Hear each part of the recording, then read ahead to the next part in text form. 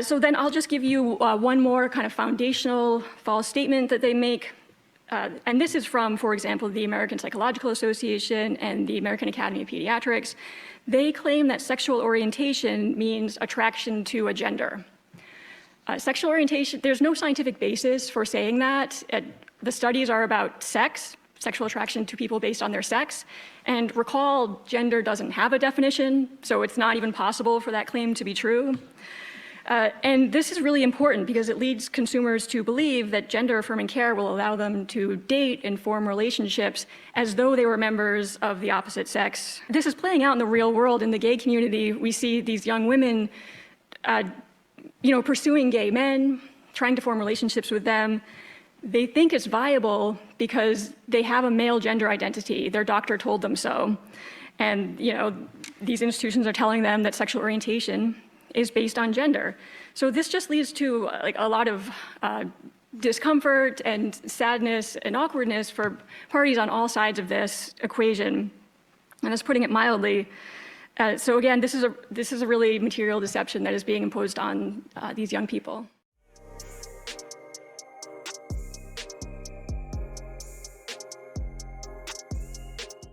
Hello, everyone. Welcome to the LGB Alliance USA News Roundup for July 11th, 2025. We are here with Jos and me, Arianne. First, a summary of the news. The Federal Trade Commission holds hearings on the harms of pediatric gender medicalization. A California bill mandating the Trevor Project's LGBTQ+ suicide hotline on student IDs passes committee. And a new pro-transgender Super Pac launches. We'll start with some news from the federal government. On Wednesday, July 9th, the Federal Trade Commission held hearings entitled, quote, "The Dangers of Gender-Affirming Care for Minors," unquote. The hearings went on all day, and we're not going to talk about them in great depth here, but we'll give an overview. FTC Chairman Andrew Ferguson began his opening speech for the hearings by talking about the Biden administration's decision to pressure WPATH to remove the age minimum requirements for so-called gender-affirming care, a decision which, he argued, was motivated by politics over people. He went on to say in the opening speech that today is, quote, "about healing the wounds that proponents of gender-affirming care may have inflicted on our nation's children and parents and preventing the potential for future harm. Today is about people, not politics," unquote. And indeed, the hearings did platform a wide range of voices, including detransitioners and parents of detransitioners. Psychiatrist Miriam Grossman came, Lyra Sapir from the Manhattan Institute came, whistleblower Etan Haim came, Jennifer Lull from the Center of Bioethics and Culture Network came, Aaron Friday from Our Duty came. Some of the speakers were LGB as well, including the LGB Courage Coalition's Jamie Reed, who blew the whistle behind the Washington University Transgender Center at St. Louis Children's Hospital. She brought up, like many other people did, the comorbidities associated with transgender diagnoses with kids, including autism and various mental illnesses like depression and borderline personality disorder. She also talked about a less discussed point, namely how many of these kids would have grown up to be gay, lesbian, or bisexual. She emphasized how, and this is important, even if American health professionals switched to the more cautious Dutch model for prescribing puberty blockers and only medicalized the so-called true trans kids who have been heavily vetted as good candidates for such treatments, that it would be gender non-conforming homosexuals who would receive these medical interventions still, and hence suffer the complications. Kudos to Jamie for really hammering home the point about how LGB youth will always remain the most vulnerable to medicalization, even in a heavily regulated system. Another lesbian who spoke was attorney Glenna Goldus, author of the Bad Facts Substack. Glenna, who we have interviewed before, critiqued the very idea of gender identity as a meaningful concept. She talked about the circularity of the definition of gender identity, that we are led to believe that gender identity is whatever sex you want to be, male, female, or something else. But gender doctors also believe that a male is anyone who says they are a male. So male gender identity is defined as the male gender identity without any objectively real reference point. By exposing the logical shenanigans gender doctors pull off, Glenna underscores the ridiculousness of trying to codify protections for gender identity into the law or trying to teach it to kids as some scientific concept.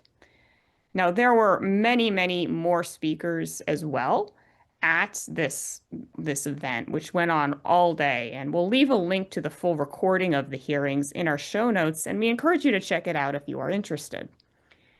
Also, on that same day, the FTC announced that they sent subpoenas to more than 20 doctors and hospitals regarding their youth gender medicalization policies. We'll see what impact these hearings and subpoenas have. The FTC's power is limited and often stymied by lower courts. And of course, even though the FTC tried to present itself in a nonpartisan manner during these hearings, that's probably not going to be enough to convince Democratic justices who are skeptical of anything coming out of the Trump administration. So we'll see. Now moving on to LGBTQ plus politics on the state level. On July 9th, hearings were held in the California Education Committee for AB 727, a bill that would require the Trevor Project's LGBTQ plus suicide hotline to be added to IDs for students grades 7 through 12 and higher education. This builds on already existing California law that requires the National Suicide Prevention Hotline to be placed on ID cards for students. The idea is to prevent suicides among LGBTQ plus youth. So what could go wrong? Isn't it a good thing to try to protect vulnerable kids from, particularly those who are sexual minorities, from suicide? Well, not so fast. For those of you who don't know, the Trevor Project is a multi-million-dollar LGBTQ plus organization that has come under criticism not just for its TQ plus advocacy, but also for its reckless and possibly even nefarious approach to child safeguarding. We have spotlighted this problem before. One of our volunteers, Kai, a young lesbian with autism, has spoken out about her ventures on Trevor Space, which is billed as the Trevor Project's online community for LGBTQ plus ages 13 to 24. We'll leave links to her article and interview in the show notes. She talked about the pressure she faced to take on all sorts of trendy identities, ranging from pansexual to demisexual, homo, romantic to gynosexual demigirl, all of which directed her away from accepting the reality that she was a lesbian, that is, an exclusively same-sex attracted woman. The Trevor Project made her mental health worse rather than better. On top of this, she argued that putting kids under 18 in the same space as young adults aged 18 to 24, with little enforcement of age verification, made the younger group vulnerable to predators from the older group. And people testifying against AB 727 said similar things. One retired cop, Kevin Brown, who has experience fighting sexual exploitation, said it was very easy for him to create a fake account on Trevor Space posing as a 14-year-old male, and he was disturbed that he witnessed unmonitored chat rooms and conversations moving to other platforms like Discord, a common technique used by adults trying to groom children. The youngest you can be on Trevor Space is 13 years old, and the oldest you can be is 24 or 25. And how do they verify people's ages? You have to put in your date of birth when you start. And so No one ever lies about their date of birth. But supporters of the bill were unfazed by these problems. State Senator Sasha Renee Perez said she tried creating a Trevor Space account and was satisfied with the requirement to state your name and date of birth and their quest to link to social media, even though linking to social media is not required. She said, quote, "Most of the internet exists in this dangerous way," unquote, hand-waving away concerns. Not surprisingly, given the state's overwhelmingly Democratic skew, the bill passed committee and is headed for a second committee review. As of how it's written now, the bill would apply to public universities and public schools and charter schools for grades 7 through 12. The bill was amended to exclude private universities from the requirement. Now let's step back a bit and place this California state bill in the larger context of American national politics. On June 17th, the Substance Abuse and Mental Health Service Administration announced that as of July 17th, it will no longer offer LGB+, that is the language they used, LGB+, youth services as part of its 988 Suicide and Crisis Lifeline. And guess what organization worked with the federal government to administer this LGB+ youth services hotline, also known as the Press 3 option? That Trevor Project, of course. The cynic in me says that it makes sense that the Trevor Project would try to burrow its heels into blue state legislatures when they fear being cut off at the federal level. And with that said, Jos, you have another story to report about the TQ plus lobby gearing up for more expensive battles, so let's hear it. Thanks, Arianne. With trans rights under siege, a new PAC is stepping up to support lawmakers who refuse to back down. Wait, what? Trans rights are under attack? That doesn't seem accurate. But that's the leading headline in an article by The Advocate about the brand spanking new exclusively pro-trans political action committee, which invokes the legacy of gay rights, history, and activism in its name, the Christopher Street Project. The Christopher Street Project is a 501c4, which means the group's focus is political in nature, and they can endorse or attack political candidates at their whim. The group was launched in January, and with its launch came a slew of positive PR-related articles published by reputable news agencies like Politico, The Washington Post, and The New York Times. Coverage of the group's Trans Day of Visibility rally was featured in People, PBS, The Hill, and USA Today, among others. And yet more proof of how beleaguered and downtrodden trans activists are in this country, the group is helmed by a 19-year-old. That's sarcasm, of course. The unfortunate reality is that while trans activists claim to be disadvantaged, they simultaneously have everyone around them fall all over themselves to give them everything they want all of the time. In this case, a person who isn't really old enough to have ever fought for anything in his entire life helms a pro-trans political action committee which appropriates the legacy of gay rights to advance TQ causes. Make it make sense. The goals of the PAC are clear. They want the entire Democratic Party to fall in line with their talking points around gender ideology and trans rights. Democrats who balk, who don't fall in line, will have the same target on their backs as Republicans. And what sort of rhetoric do they use that they will expect Democratic candidates to also use and get behind?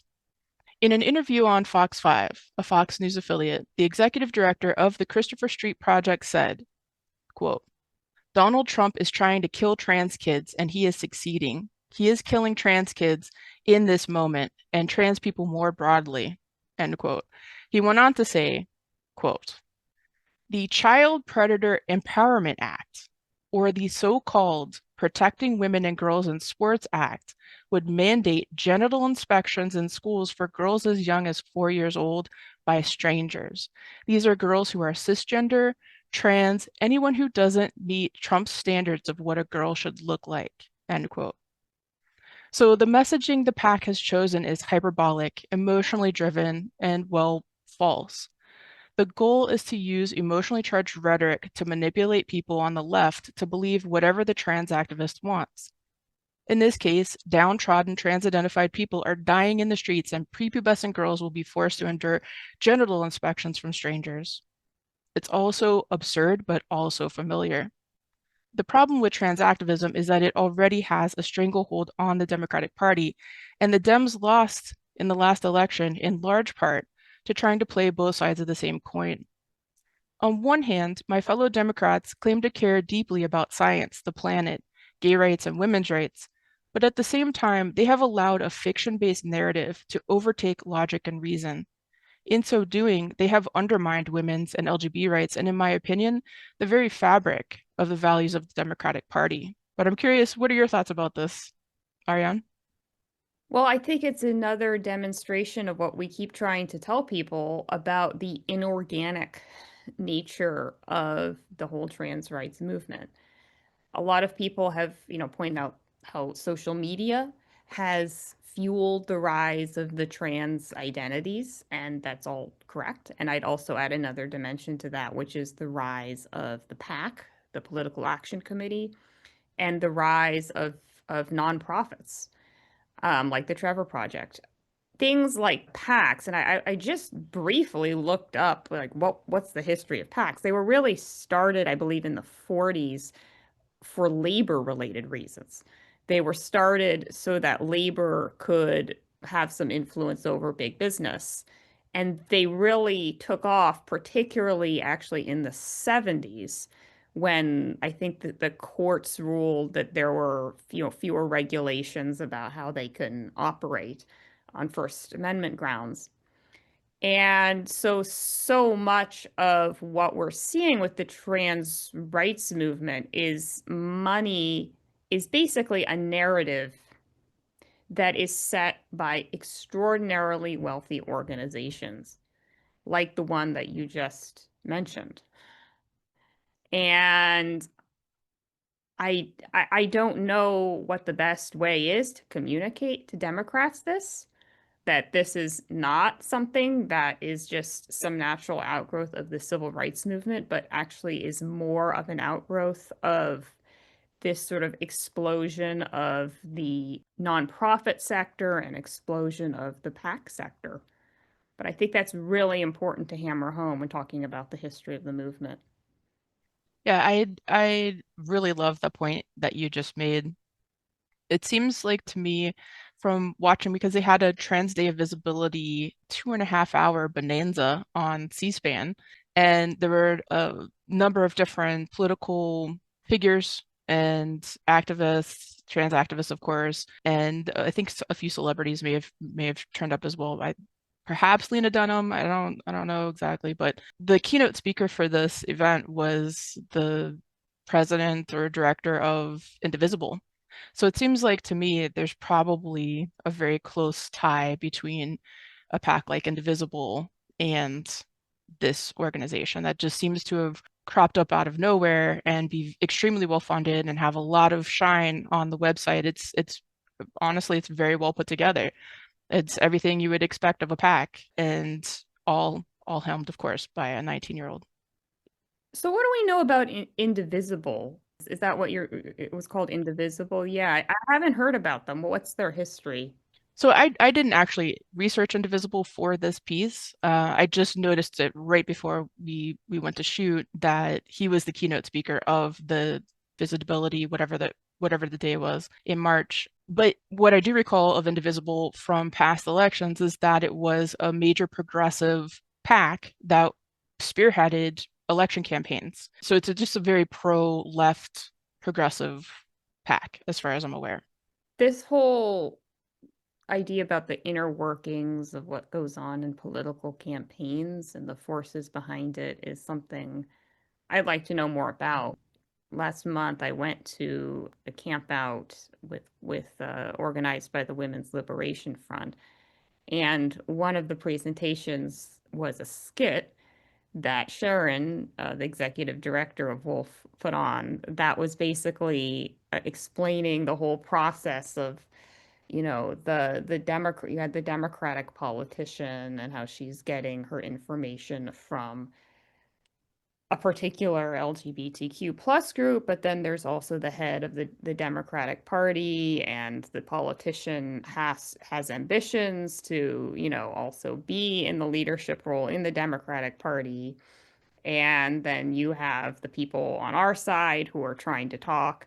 And I just can't help but feel like a lot of this is about ascending to power, not just power for your constituents, like are you going to be elected, but also ascending to power within your party.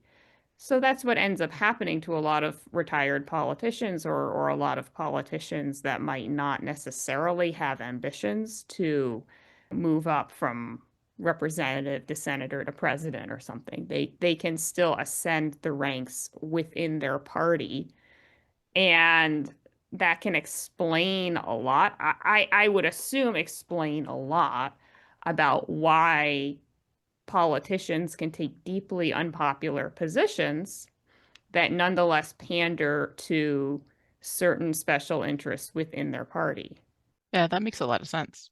The structure of power and the dynamics around that in politics, to me, it has led to the Democratic Party running candidates who I don't think are really in touch with the people, but like you said, are really in touch with other Democrats and other candidates that while they're doing this power climb situation. So I want to say that the election, the 2000 election, we ran some really weird Democratic candidates for president.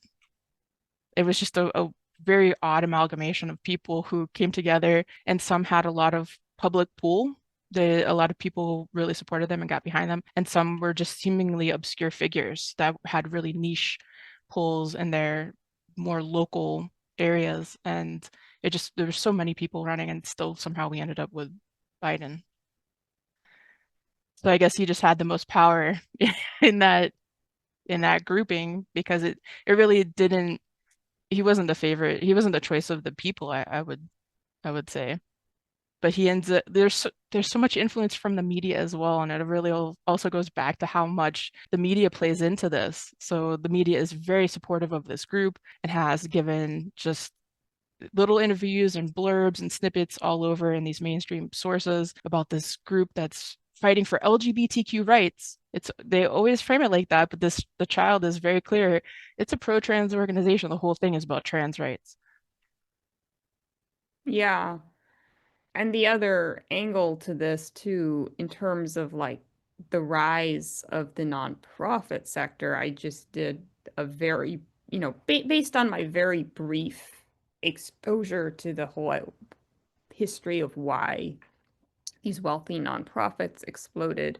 It really was a phenomenon that took off in the 80s, and it had to do with what I read once. This is actually the World Bank who tried to do this for some reason, to try to reduce the government expenditures on programs. And so the nonprofit, the private sector was encouraged to take the place of the government. And so that's why you have very weird things like in California, the government trying to mandate a nonprofit to take over suicide stuff for LGBTQ plus people. And this is weird because it's, on one hand, the private sector is expected to do things from the government, but they're not actually accountable to voters. So this also creates, I think, some real distortions in what is actually considered a natural, organic political movement. Yeah, that's a very similar approach has happened in Florida with charter schools and the public school system, and an undermining of the public school education here. I think prisons as well is one of those things that's often outsourced to the private sector, to ultimately really bad consequences for the prisoners and everyone that have to deal with that, because there's not the same level of oversight perhaps in those private facilities. I don't want to speak too much about it, but I just know anecdotally it's not awesome. Yeah, and that speaks to like the sort of hypocrisy and blind spots of a lot of progressives, because I've always thought of progressives as usually they don't trust things like you mentioned, the private prisons, the charter schools and stuff. And it just seems so hypocritical. They're the ones that want groups like the Trevor Project to take over, to have this much power over schools. It was something too when I mentioned before last time when we were talking about the Mahmoud versus Taylor case, that one of the books that I read that was profiled in that case as being mandated in the Montgomery County school had like signs for groups like GLAAD and HRC in them. And I'm like, what? Yeah, it's weird. It feels like propaganda. If you are looking from it, if you're looking at the situation from the outside in, it's hard to not see the propaganda, especially in a situation like that where you have a children's book with GLAAD and HRC signs being held up by the characters in the book. It's all propaganda. And that to me should be something that you initially, like you just on your knee jerk, you disbelieve or are critical of and want to question what is ultimately the end goal here. But that's not really happening. There's not a lot of critical thought that's happening. I think ultimately that's the problem. It's just this is good, this is bad. We accept this thing, we don't accept that thing. We don't think about any of it. This is my party, and I say whatever the party says. And if the party says something else, then that's the new thing I say. It has definitely caused me to question a lot about my politics and my position in as a political person with how the party has behaved in the last bunch of years, especially around the issues of gender, sex, sexuality. And that was a point that Andrew Ferguson brought up with the FTC hearings, that the Biden administration pressured WPATH to change the guidelines on youth gender medicine to get rid of the minimum age requirements. And I mean, I doubt Biden himself was the one who really cared that much. I kind of think we know what might have been going on behind the scenes with some of these PACs and some of these nonprofits that were feeding the narrative to the people in his administration.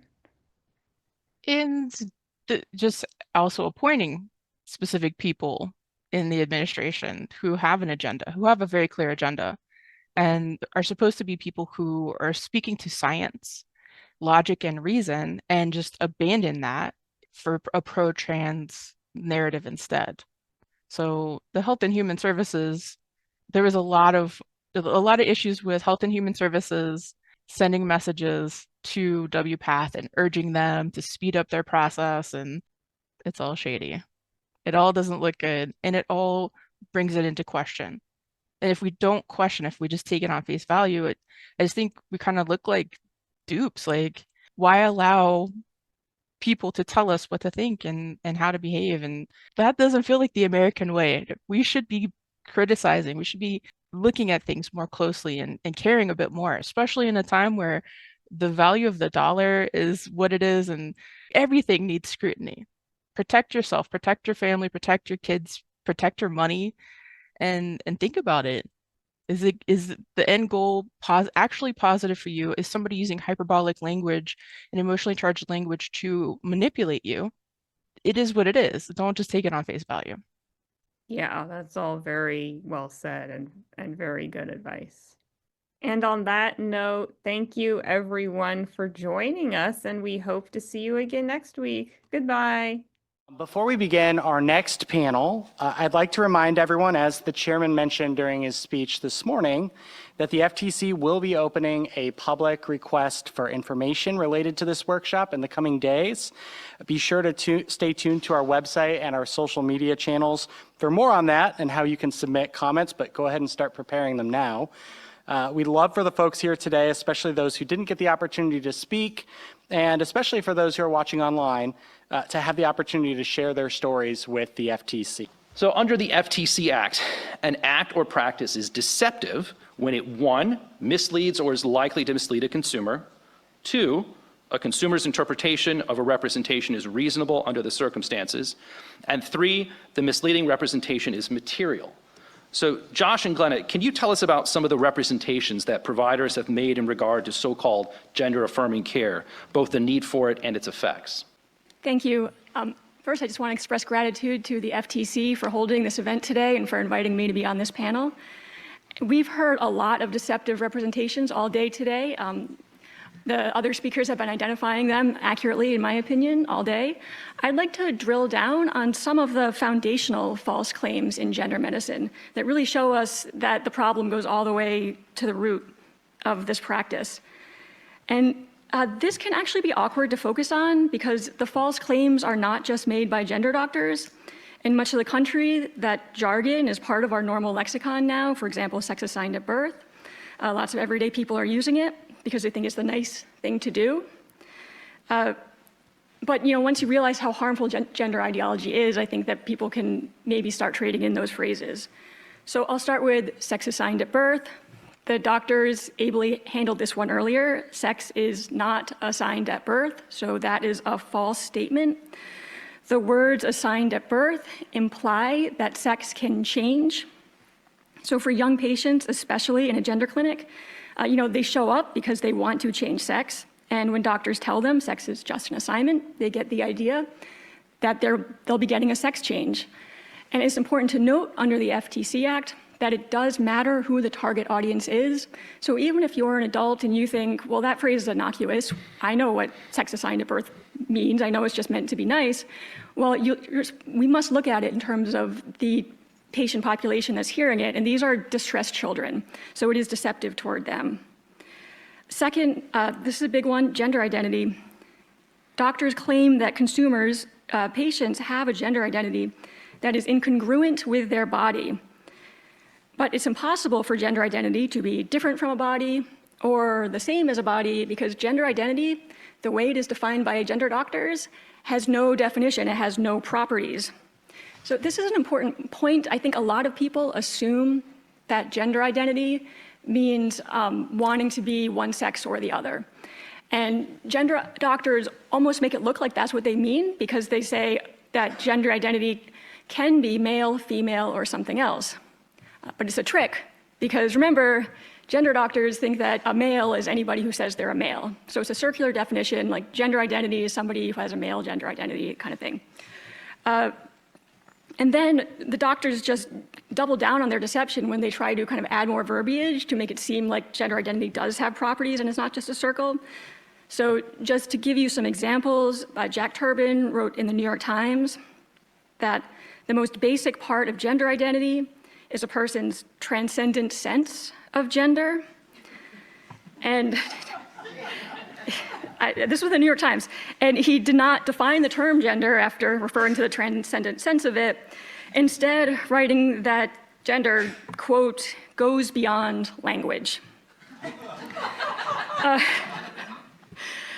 Another gender doctor, a pediatrician, wrote that gender is a, quote, multi-dimensional concept with complex expressions, and that it is related and distinct from sex in ways that modern science is still exploring.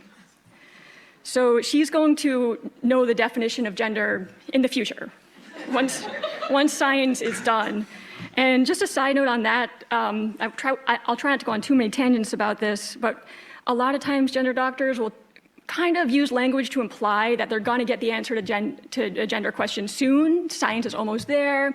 And they say, look, this is like a really new area of study. It is not. All this stuff goes back to the early 1960s.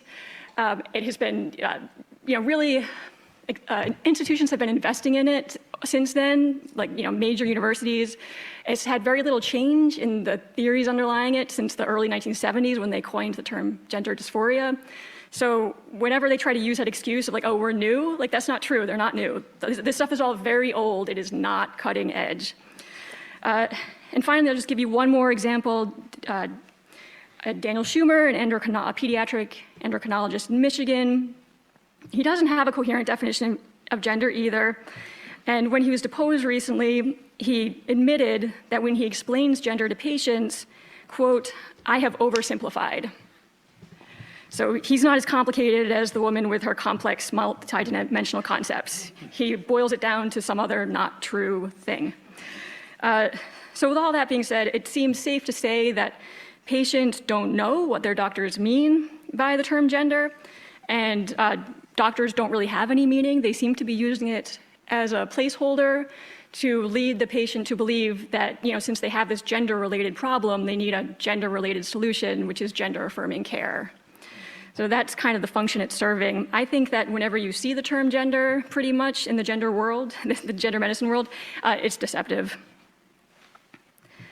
So then I'll just give you one more kind of foundational false statement that they make.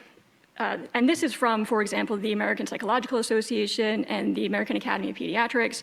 They claim that sexual orientation means attraction to a gender. Sexual orientation, there's no scientific basis for saying that. The studies are about sex, sexual attraction to people based on their sex. And recall, gender doesn't have a definition, so it's not even possible for that claim to be true. And this is really important because it leads consumers to believe that gender-affirming care will allow them to date and form relationships as though they were members of the opposite sex or a non-binary sex. I'll try not to go off on that. So this is playing out in the real world. In the gay community, we see these young women pursuing gay men, trying to form relationships with them. They think it's viable because they have a male gender identity. Their doctor told them so. And, these institutions are telling them that sexual orientation is based on gender. So this just leads to a lot of discomfort and sadness and awkwardness for parties on all sides of this equation. And that's putting it mildly. So again, this is a really material deception that is being imposed on these young people.